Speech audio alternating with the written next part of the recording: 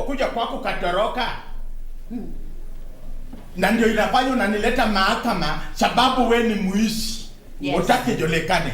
I want to report him. He's a thief. Yes, he is. Lakini kwa even secretary ama kwa party mbaya ama kwa party kafla bin vu. Kuna hao wajamaa wa kutembesanga hizi makaratasi za atafutai. Ukampatia Sungura pesa ngapi? Nikampatia 800,000. 800,000. Exactly. Kwa Sungura. Cash money. Hapa unaona Sungura? Hakuna. Wewe, hiyo chura baya wewe iko nayo. Wewe kotoa hiyo pesa yote wapi ya? Mimi chura mbaya. Wewe chura baya kabisa. Na try. Mimi iko weka wewe ndani.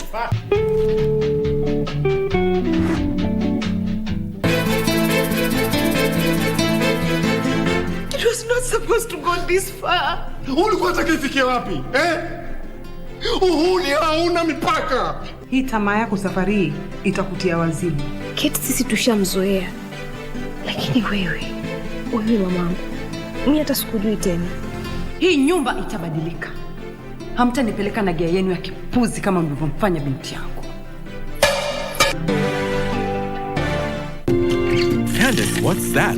I brought you a small bonus. Bonus for what? You got us 299 family dinners, 64 kisses on the cheek, 12 road trips to see grandma, 42 jokes from daddy, 49 laughs from mommy.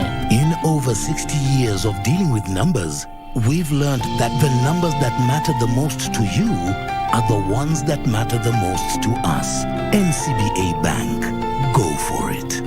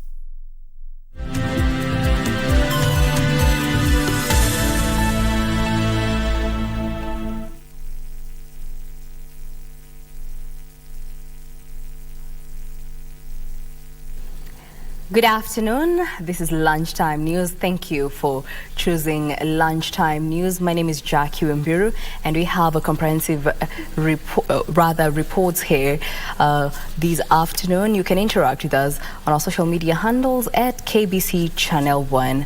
Now, to kick us off this broadcast, President William Ruto and his Iranian counterpart, President Ibrahim Raisi, have signed cooperation deals on various areas, including agriculture, digital technology, and education. Speaking during the deal signing, President Ruto said Iran plays a pivotal role as an entry point into the Middle East region. President Raisi jetted into the country this morning and is expected to visit Uganda before heading to Zimbabwe.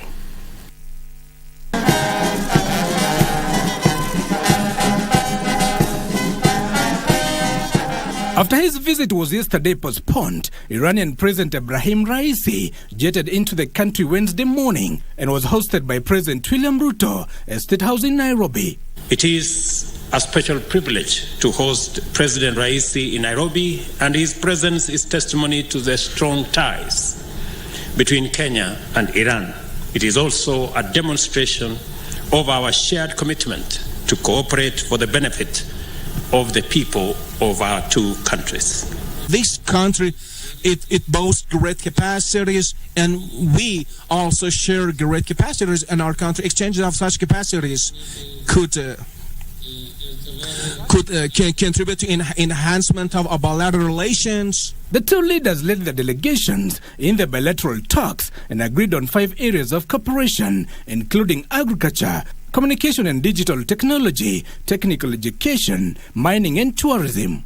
On our historical engagement and areas of cooperation in development that include education, scholarship, infrastructure, health, water, fisheries, agriculture and housing, urban and metropolitan development, among other areas. President Ruto said Iran is a key entry point into the Middle East region, saying Kenya will reap in exports of tea, coffee, meat and other goods. During our meeting, I affirmed to His Excellency President Raisi the important place of Iran as a critical strategic partner for Kenya and the value that we place on the friendly and fraternal relations between our two countries. Our country, despite all the threats and sanctions of the adversaries, we have managed to register advances in different fields. And today, Iran, we should call Iran a technology based on advancing Islamic Iran. The head of state further lauded Iran's support in health, terming it a critical step. We continue to invite and learn from the expertise of countries like Iran, which has achieved a great degree of advancement in medicine and modern medical technology. Iran is also set to start a vehicle assembly point in Mombasa. Giverson Minor, Lunchtime News.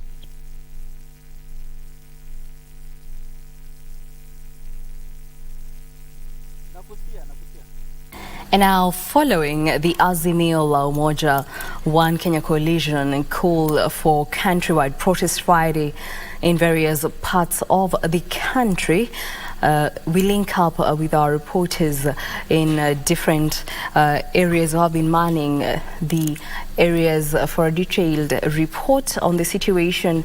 And there on the screen we have Wycliffe Okech from Kisumu and Abdiaziz Hashim from Nairobi CBD. Now, kindly bring us to speed on this situation on the ground. Wycliffe?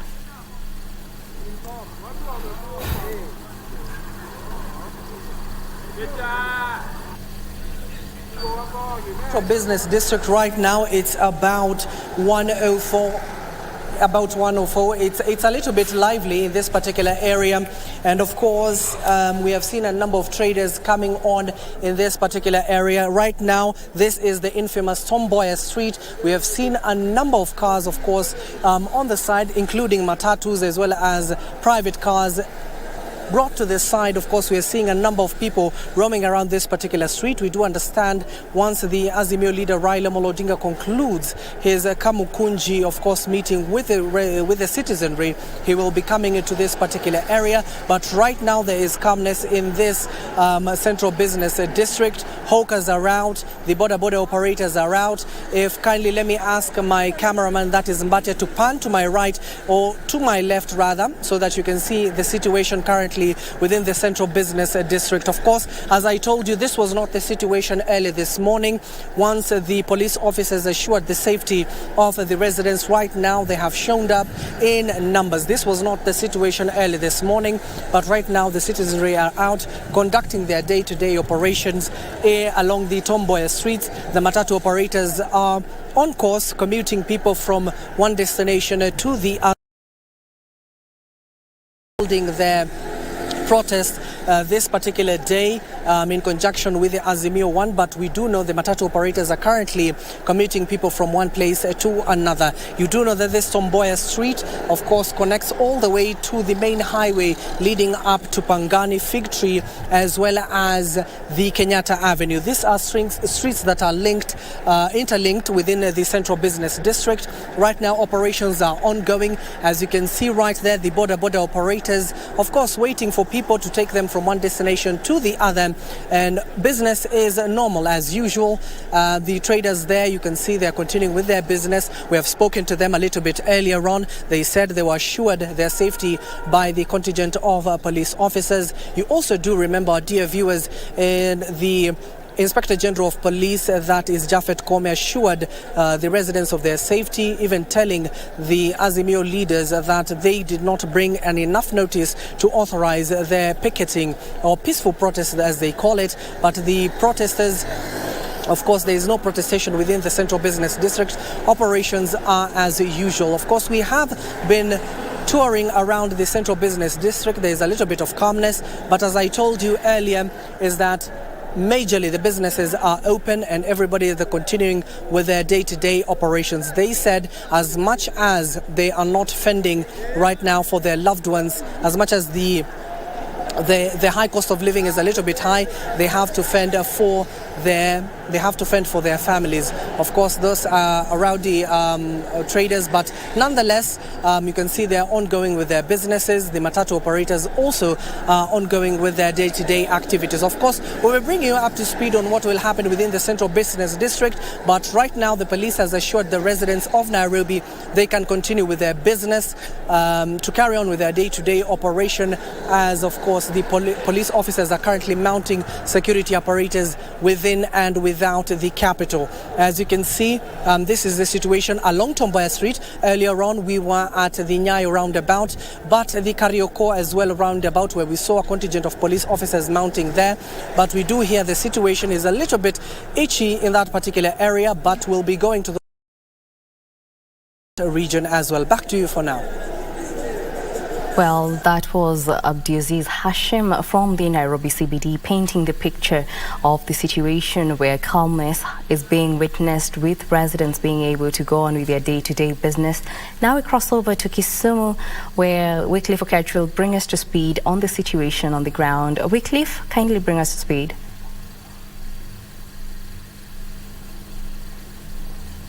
Much Jackie Obero back in Nairobi. A while ago we came to you live from the one of the roundabouts here along the Kisumu-Kakamega Highway, where most of the activities, actually most of the action usually manifest. Right now we are right in front of Jaramogi Oginga Odinga Teaching and Referral Hospital, where we have observed an ambulance bringing a 30-year-old patient here. We understand he has sustained gunshot at the Kondele roundabout, where the action that place is producing some sort of action, pitting the residents from the Kondele within the vicinity of Kondele and the security forces. Although there's a huge presence of the police around here, and even you can witness that this is one of the police vehicles. Actually, this is an ambulance which we believe is now brought to another patient for treatment. The patient that we've been able to see inside there has been taken to the casualty section. We understand he has sustained a gunshot on the right leg, on the left leg rather, and around the Kondele roundabout. That paints a picture of the situation on the ground here around the Kondele roundabout. Like I've mentioned, it's an action pitting the police officers from the Kondele and other stations that have been marshaled to maintain order around the Kondele roundabout. But then there is, even as we speak, there is some sort of action of running battles between the police and the residents of that place. Another place that is producing some sort of action is the Juakali area that we've actually left a while ago. The officers there hurling tear gas canisters to disperse the crowds that are gathering there. Although the residents, those protesters are also responding by hurling stones towards the police. But that has been the action since like for 2 hours now, actually. And right where we are, like I've mentioned, we are right in front of the Jaramogi Oginga Odinga Teaching and Referral Hospital, where apart from the patient that we've been able to see being taken care of, actually being attended to in the casualty section, a while ago a police vehicle actually entered through that gate with another bleeding person, which we believe told is a police officer. That also paints a picture of the duel that is manifesting around the Kondele area. Like we mentioned the last we linked up with you is that these protests are being led, or demonstrations are being led by the local political leadership that is being led by the deputy governor, that is Dr.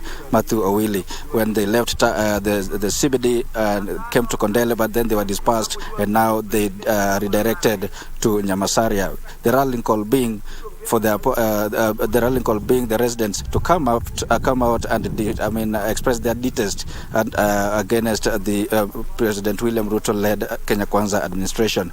Well, so far we are keeping tabs as to in any case there are patients that will be brought to the hospital here. We'll be able to note that and update our viewers. But for now, we will be keeping tabs. From here, we are going back to the town center to see if there is any action there. But we understand the shops are closed. Actually, there is very, very minimal activities around here. Only the border people and some sort of residents just moving along, of course, with the police officers patrolling the area to quell any sort of action that they come across. Back to you, Jackie.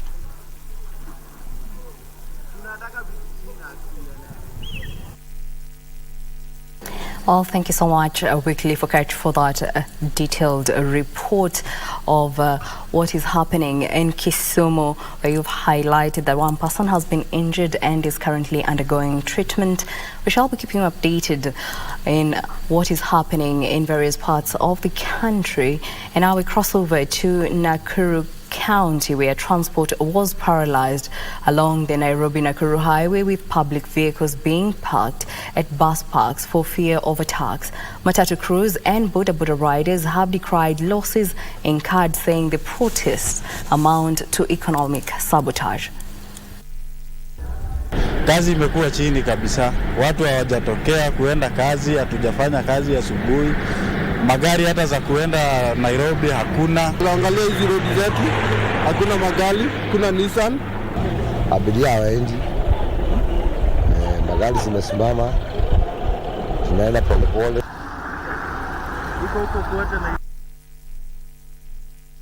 In Mombasa County, engaged demonstrators in running battles and used tear gas canisters to disperse them. During the demonstration, several people were also arrested and taken to Central Police Station in Mvita Sub-County.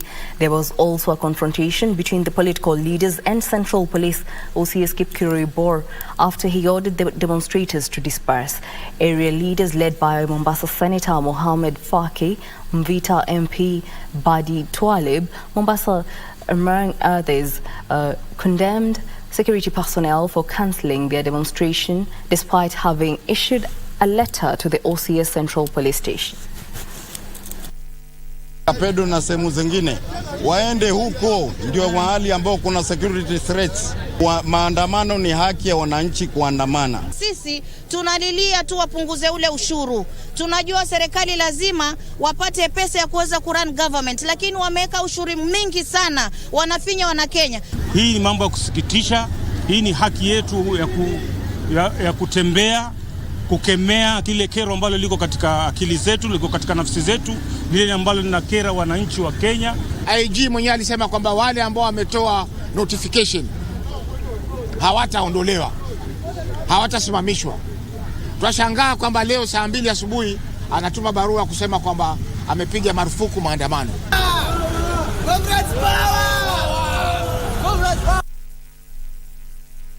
A section of leaders and residents of Samburu County have expressed diverse views on the ongoing countrywide demonstrations organized by the Azimio Coalition. Opponents of the protest, led by County Women Representative Pauline Linguris, have termed them as inconsequential to the residents who are facing a myriad of problems that require urgent intervention. Other local leaders in the county have urged residents at lowering the cost of living.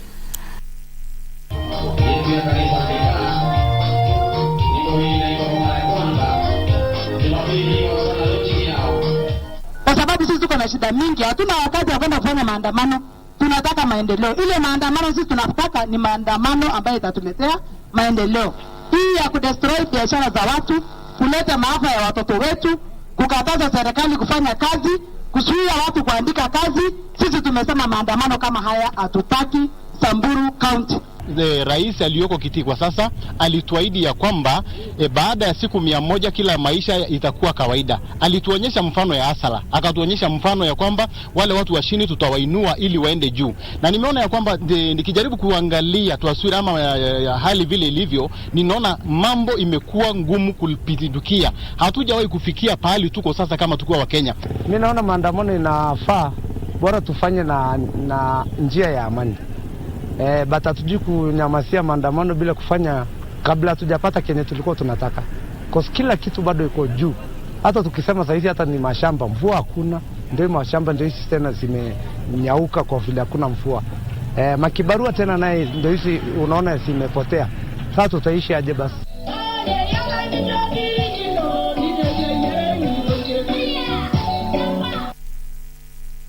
On the same, a section of leaders have condemned the opposition-led protests.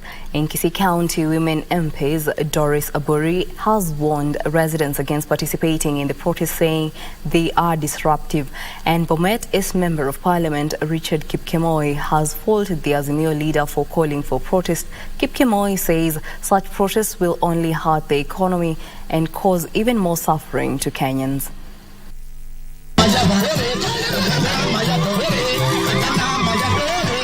Speaking during the distribution of aid to the needy under Donya Charity Mission at Magenche, the member of National Assembly called on residents not to take part in the opposition-led protests, saying they only result into chaos and disruption. Hapa Kisii tunafanya demonstration, watoto wanakuwa tear gassed, wale wanasoma Kisii town, wamama wanavunjika miguu. Sasa mi siko kwa hiyo ya kuvunjika mguu, siko kwa hiyo ya kupigwa risasi. Aburi also noted Kisii County has witnessed increased cases of insecurity, saying innocent people are losing their properties at the height of unbearable economic hardships. Saizi watu wanakuja kwa duka, wanakuwa, wanachukua vitu zako, na vitu zinachangia kukuwa na insecurity ni the high cost of living. Watu hata mahindi ukipanda kwa shamba unaibiwa, kila vitu, hakuna security kwa iko huko. The MP for Bomet East has criticized the opposition leader Raila Odinga for calling for countrywide protests, saying it's barely a year since the Kenya Kwanza administration took over office and it must be allowed time and an enabling environment to deliver to the citizenry. He needs to respect the will of the people. And I want to tell him that we are going to stand guard. We are watching what he's doing, his moves, and we are going to tell him that he's not going to go anywhere. Joan Junge for Lunchtime News. In other news, perennial water scarcity for Gatundu South residents in Kiambu County will soon be a thing of the past after the government initiated the process of construction of a multi-billion Therika Dam. The water project, which is funded through a grant from Korean government, is set to benefit Roy, Kagunyi, Kaftiti, Munyuini, Irigo and Kihara villages. For years, residents in Gatundu South have been facing a water crisis, especially during dry seasons. But their miseries are about to end after the government kicked water project in the area. Area Member of Parliament Gabriel Kagombe said should the plan materialize, is projected to produce 33 million on a daily basis. Tunatafuta maji, tunataka damu pande za Ndunda huko Kiaror. Engineers wameingia kwa mashamba kuangalia site. Kisha watuletee ripoti kuhusu ujenzi wa hiyo damu. To avoid the compensation squabbles that have hit other projects derailing timely execution, Kagombe urged the National Lands Commission to keenly ensure that all affected locals are paid on time. 600 acres to be used and a report on the farms to be affected will be released after the survey this week for compensation purposes. Residents expressed optimism that the project will turn around the area's economic status. Ile watu watapatikana kwa mashamba ni watu 50. Na wale wenye watasaidika na maji ni watu mamilioni. Kiangazi yenye ilikuwa wenye tulikuwa tunapata maji kidogo, sasa najua tutakuwa tunapata maji kidogo, utapata maji mengi. Mnalipwa milioni 3 na uko na vijana 5. Igawe kulingana na watu vile wako. Mtu ajipa juu hawa wazee wakipewa pesa, tutapotea bali. Therika Dam, once constructed, will be among the 100 mega dams that President William Ruto's administration is riding on to mitigate drought in the region and ensure there's enough water for domestic and irrigation purposes. Kasichana Masha reporting for Lunchtime News. The National Drought Management Authority has kicked off a livestock restocking program in Mandera County to support drought-stricken families. Over 100 goats have been distributed to over 20 households in the program. The authority's resilience officer, Mohammed Kula, says the initiative seeks to get the affected community back to their feet after 5 successive drought seasons and a loss of up to 1.5 livestock. The beneficiaries are being urged to raise the livestock well to allow multiplication.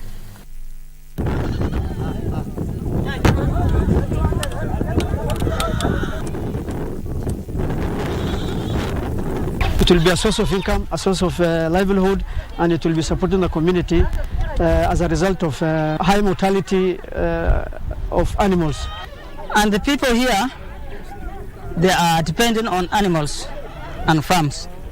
So when there is no animal, even the farm cannot be sustained. County government workers in Embu County have been called upon to focus on service delivery and stop sideshows. Embu Governor Cecily Mbarire warned that she will not condone any form of laxity from those who have been given responsibility to work for the people. Speaking during a dedication service for the county headquarters office that has been under renovation, Mbarire urged the workers to also embrace teamwork to make the work done. Son and of the Holy Spirit. Amen. We have so much to achieve for this county that we don't have time for sideshows. So let's build on the relationships of the people we work with. And it doesn't happen by accident. It is a conscious effort.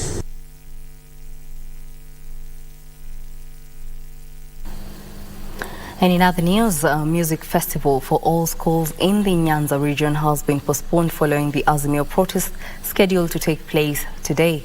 The music festival will commence officially on Monday and was expected to end on Thursday. Confirming the postponement of the festival, Migori County Commissioner David Gitonga cited concerns about the safety of the students due to Azimio protest as the main reason for the suspension of the festival. The festival had more than 13,000 students contesting from different schools. It's been going on from Thursday last week. However, due to Sapa on Friday they were not held. Due to security implications. They resumed again this week. And the organizers, based on the fact that we're not sure about the outcome of planned demonstrations tomorrow, the primary edition will conclude today. Tomorrow they will break. On Thursday and Friday, we'll have the secondary schools edition. And on health matters, Busia County government has rolled out a mass distribution exercise of mosquito nets following a spike in malaria cases in the county. The initiative, in collaboration with the President's Malaria Initiative, is aimed at distributing the nets for the next 6 months in a bid to reduce the malaria burden in the county. Additionally, they plan to undertake indoor residue spraying to reduce transmission of the disease. Busia Deputy Governor Arthur Odera says the prevalence rate of malaria in the county stands at 39%, urging the residents to embrace malaria prevention strategies. We are the county with the highest malaria prevalence in Kenya at 39%, which means that we have a high percentage of our people who suffer the pain of malaria. A lot of people lose lives because of malaria, and a lot of people fail to be productive economically because they're down with malaria. And with this initiative, we are hoping that it will help us to reduce the burden of malaria. In this county, we have been distributing also nets through the routine system of maternal and child health clinics, and again through mass distribution, which we do every 3 years. We are here for an inception meeting, and the intention is to support the county as they deploy IR for the first time in January 2024. But prior to that, obviously we need to have preliminary activities which involve planning, engaging with the community, engaging with the county leadership, the administration, the religious and political leaders. And the likely impact. Well, that report brings us to our first break here on Lunchtime News. Don't go too far, we still have more news coming up in business and sports.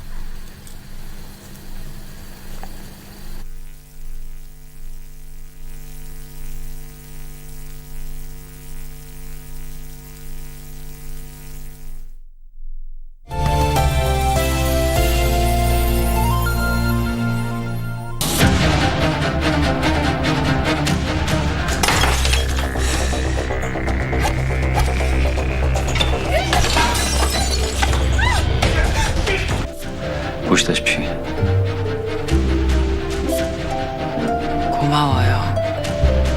나 구해줘서.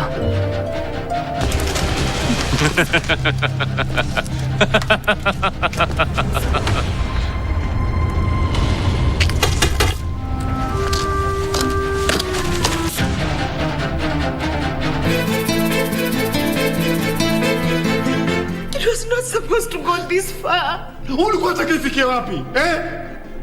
Uhuni hauna mipaka. Hii tamaa yako safari hii itakutia wazimu. Kate sisi tushamzoea. Lakini wewe mamangu, mimi hata sikujui tena. Hii nyumba itabadilika. Hamtanipeleka na gia yenu ya kipuzi kama mlivyomfanya binti yangu.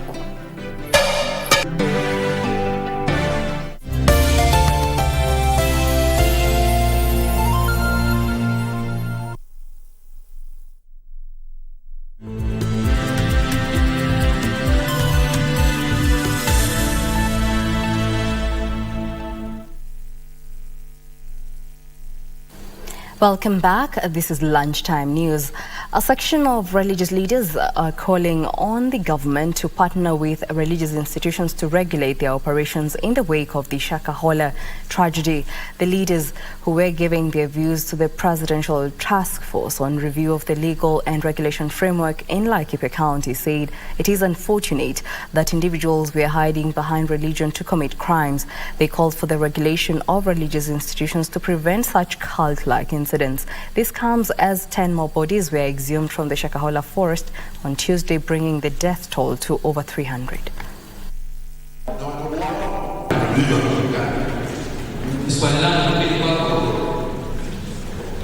Kile ningeomba ni serikali tushikane na kanisa tuweze kufanya kazi pamoja, na wale wachungaji ambao wanafundisha watu wafundishe mambo inayofaa.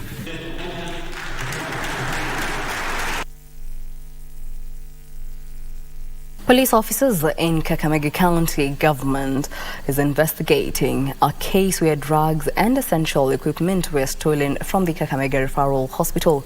This and more in the County News Roundup.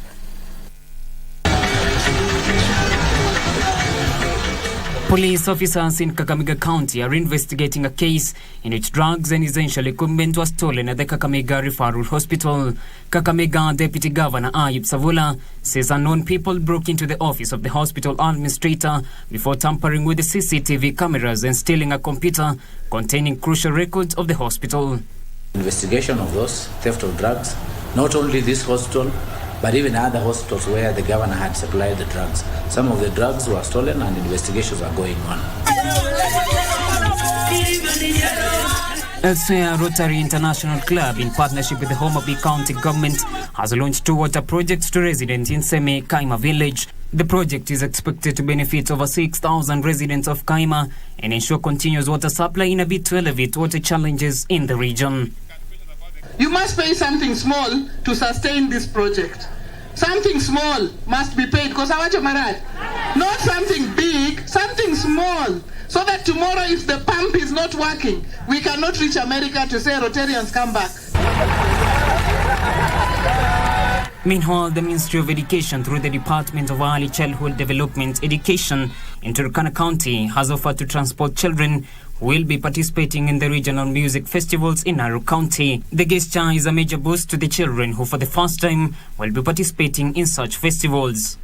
Mara ya kwanza watoto wetu wa shule za chekechea wakihusishwa katika tamasha hizi za muziki. Tumeungana mkono pamoja na wenzetu walio katika shule za upili, walio katika shule za msingi kuhakikisha kwamba mambo yote yameenda sambamba. And finally, the Safaricom Foundation has set aside 170 million shillings to fund community investments.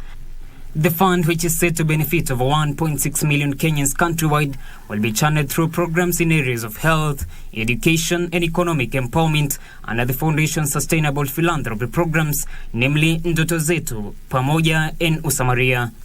This year, under Season 5, we are going to invest 170 million shillings, of which 100 million will go to Ndoto Zetu, which is a community project. 50 will go to the employee sponsored projects that also benefit community, and 20 will go to a project we call, our program we are calling Usamaria, which will help people with medical bills to support them as part of our community initiative. John Kahiru, Lunchtime News.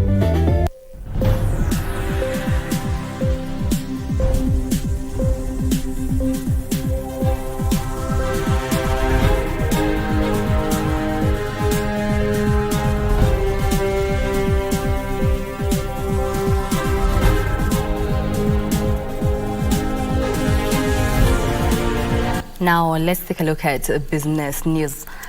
New Zealand's central bank held the cash rate steady at 5.5%, with most economists still expecting rate cuts to come in 2024. With New Zealand in a technical recession, the official cash rate had constrained spending as anticipated, but would need to stay high as inflation is expected to fall into its target range during the second half of next year. Here are the details of these and other stories making headlines across the globe. The New Zealand dollar is currently trading 0.6% higher following the decision by the country's central bank to leave the cash rate unchanged. New Zealand's annual inflation has come off in recent months and is currently just below a three-decade high at 6.7%. Economists project weakening economic conditions driving inflation down to the central bank's target band in the first half of 2024. And as a result, expects the Reserve Bank of New Zealand to start cutting rates in the first quarter of 2024. Elsewhere, Japan's wholesale inflation slowed for a sixth straight month in June due to sliding fuel and commodity prices, a sign the cost of push pressure that drove up consumer prices is steadily easing. The corporate goods price index rose 4.1% in June from a year earlier, slower than a median market forecast for 4.3% increase. It followed a 5.2% gain in May.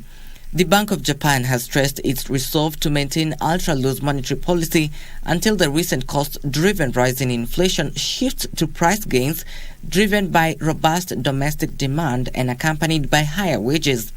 Finally, China's Huawei Technologies is plotting a return to the 5G smartphone industry by the end of this year, signaling a comeback after a U.S. ban on equipment sales decimated its consumer electronics business. Huawei should be able to procure 5G chips domestically using its own advances in semiconductor design tools, along with chip making from Semiconductor Manufacturing International Company. A return to the 5G phone market would mark a victory for the company that for almost 3 years said it was in survival mode. Huawei's consumer business revenue peaked at 483 billion yuan in 2020 before plummeting by almost 50% a year earlier. And on that note, we'll take a short break, and then when we come back, we'll continue with the business news, and then sports news will be up next. Let's take that break.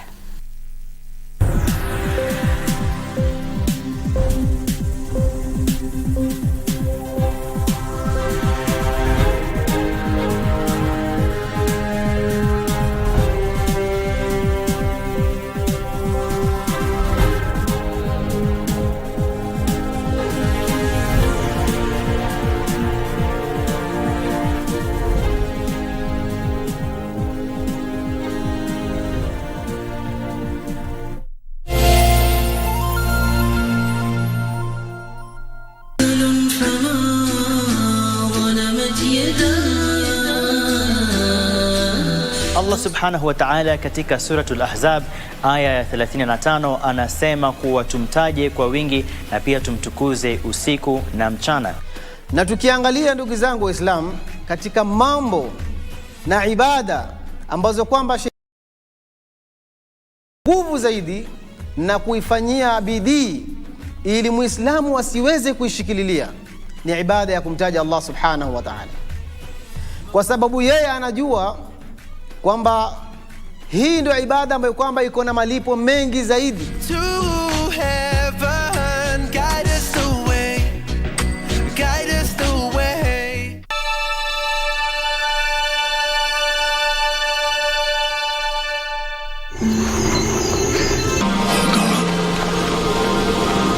Give me the strength to do what I must. Abraham, do not harm your child. For now I know that you fear God, seeing that you've not withheld your son, your beloved son.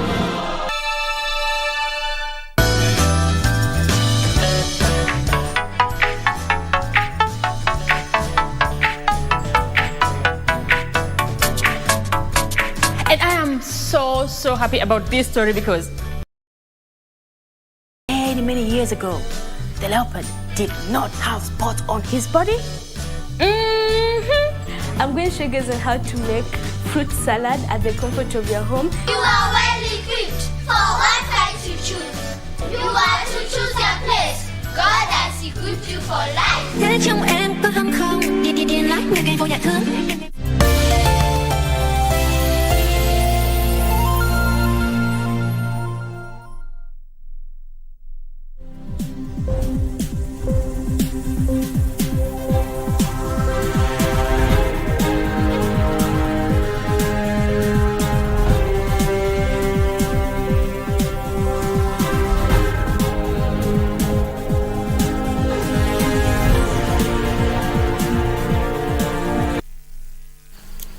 Welcome back. Now we continue the business news where we shall be crossing over to Voi Stadium where the disbursement of 950 million shillings towards victims of human-wildlife conflict is currently underway, and our reporter Regina Manyara is currently there and shall bring us up to speed on the developments. Regina, kindly bring us to speed. Afternoon, Wambiru. Rightfully said, we are coming to you live from Voi Stadium, that is the venue for an inaugural event. This is the rollout of the compensation exercise to victims of human-wildlife conflict, unlocking a deadlock that has been here for the last decade plus. What you see behind me are some of the beneficiaries as well as various stakeholders within this particular chain, including NGOs that are supporting matters of conservation. You would want, and you'd even wonder why Taita Taveta as a county in itself to host this particular phase one of this compensation exercise. Statistics indicate that 62% of the land within Taita County is under wildlife. This means that the main predominant use of land is wildlife conservation and such. Over the years, this has seen those who are smallholder farmers or even large-scale farmers, especially dealing with sisal, convert into conservation, or rather gravitate towards conservation as a way of, mitigating on human-wildlife conflict and also sustainability. So today, close to 1 billion shillings is going to be disbursed to these particular victims, and government has been working to unlock this deadlock that is over a decade old. Those who have lost loved ones to human-wildlife conflict tend to get a rather benefit from Akiti, or rather monies valued at 5 million shillings. Injury, despite whether it's grievous, just small or not, that attracts a 3 million shillings kitty. However, beneficiaries that we spoke to earlier, Wambiru, indicated that for this particular county, that is Taita Taveta, they would want the Kenya Wildlife Service to reinstate snake bites. And this is their argument, that while they have learned to coexist with the elephants, they are still yet to get to, understand how the reptiles, that's the snakes within this particular county, actually behave and their mannerisms. And the fact that now KWS, removed snake bites as one of the, compensatable or compensated injuries, and they continue suffering. Another thing is that within the Tsavo ecosystem that stretches all the way to even parts of Tanzania, these animals, or rather wildlife that are found within this particular ecosystem, have been termed as very harsh. It means if you compare the elephants within the Tsavo ecosystem to the Aberdare elephants, we'll find that those that are domiciled within Taita Taveta County are regarded to be more hostile, and this has been blamed on the increased cases of human-wildlife conflict, with residents here having to even sometimes resulting to hurting or even killing these particular mammals, especially the elephants, when they encroach on their farmlands. What you're seeing is a security detail of none other than the Cabinet Secretary, Tourism and Wildlife, that is Penina Malonza, who is the chief guest of this particular event there, accessing the Voi Stadium. That is going to be the main area there. As you can see, the borders are taking part in this particular entry point. We're also expecting the PS of Wildlife, that is Madam Kehoro, who is also going to be giving her speech in regard to what the government is doing to reduce the cases of human-wildlife conflict. Then we are also expecting the CS to leave Voi, headed to Kilifi, where she's also going to be presiding over an event, also a first of its kind. And this is the repatriation of artifacts that have been regarded to be of high cultural value. And as you can see, we are also having quite the interest there, with mixed reactions here, with the beneficiaries really anticipating to benefit from these monies, but also calls to further review the timelines that are taken to have them benefit from the compensation. 10 years is far too long for a majority of them. Who spoke to us on KBC said that they lost their kin, they're long dead, but they're still waiting for this money. So this actually, Wambiru, unlocks a new chapter. But we are just on time, and as you can see, the CS, Penina Malonza, Tourism and Wildlife, has already accessed this particular stadium. And also we are having the area governor, who is Andrew Mwadime, who has just walked in into this particular venue, that is the Voi Stadium. He's also going to be giving his speech here in regard to what the county government is doing to ensure coexistence between humans as well as wildlife. Given that his particular county here is considered 62% to be about matters of conservation.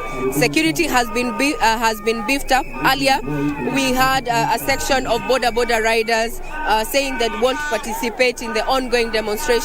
But as far as the Voi Stadium is concerned, the conversation is all about human-wildlife conflict and how humans, that is us, and the wildlife can coexist for sustainability.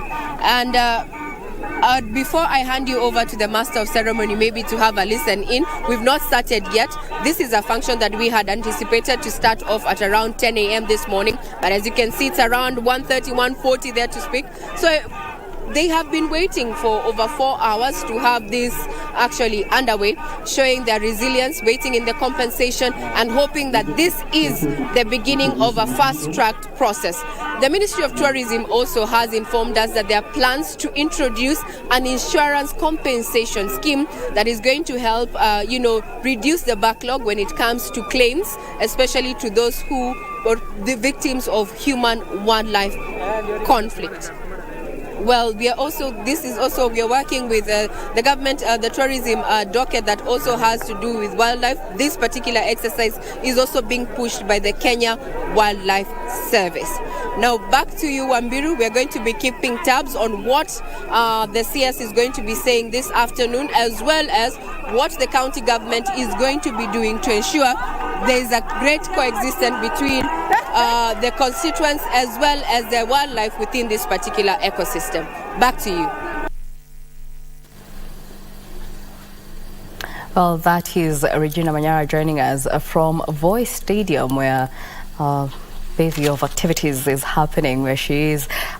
Tourism Cabinet Secretary Penina Malonza has just arrived at the event where victims of human-wildlife conflict will be compensated. We shall be keeping updated in that report. Now we move on to sports news, where Novak Djokovic came through a bruising battle with seventh seed Andrei Rublev to maintain his bid for a record-equaling 8th Wimbledon men's title. In another match, wildcard Elina Svitolina stand top seed Iga Swiatek to reach the Wimbledon semi-finals and will face Marketa Vondrousova, who also caused an upset against Jessica Pegula.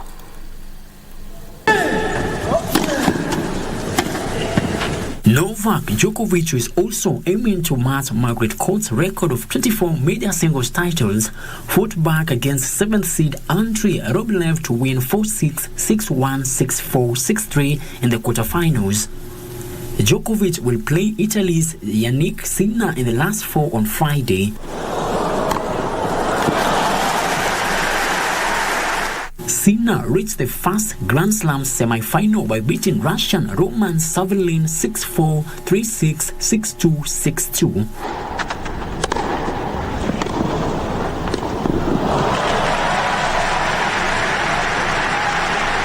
In contrast, second seed Djokovic will be contesting a 46th major semi-final, equaling Roger Federer's all-time men's record. It is a repeat of their quarterfinal last year when Sinner came close to beating Djokovic before the veteran fought back from 2 sets down to win.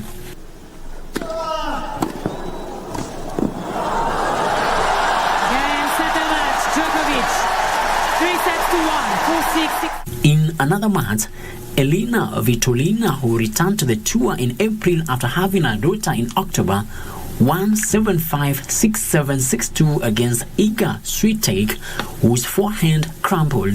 Svitolina will now take on unseeded Marketa Vondrousova, who beat American 4th seed Yesina Pegula 6-4, 2-6, 6-4.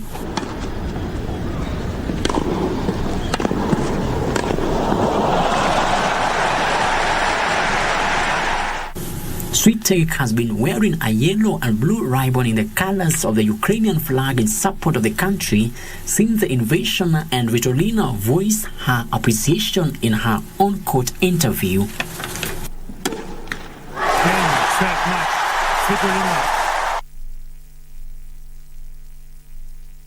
AC Milan have reached an agreement with Chelsea to sign their forward Christian Pulisic for €20 million. Pulisic will sign a 4-year deal until 2027 after he completes his medical test.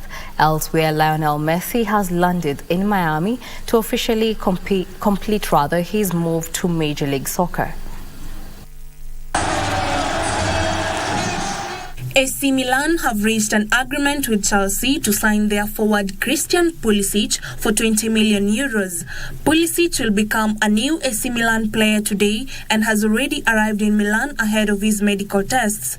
He will sign a 4-year deal until 2027 after he completes his tests. Elsewhere, Lionel Messi has landed in Miami to officially complete his move to Major League Soccer. He is expected to sign a 2.5-year contract with Inter Miami, with an option for another season at David Beckham's team.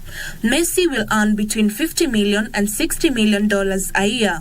Meanwhile, Al Hilal have reportedly reached an agreement to sign Lazio midfielder Sergej Milinkovic-Savic for £34 million.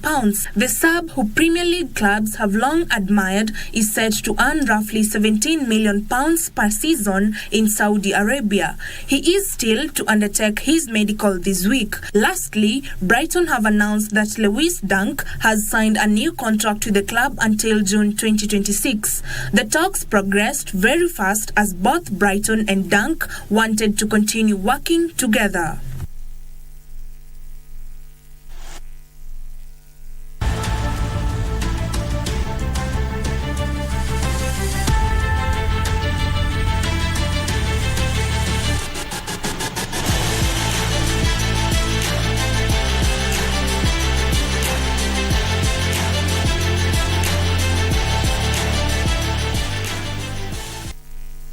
Well, that report brings us to the end of our bulletin this afternoon. Thank you for choosing Lunchtime News. For more news, check out our website at kbc.co.ke. My name is Jackie Wimbiru, and our sign language interpreter is Brian Muraro. Enjoy the rest of the afternoon.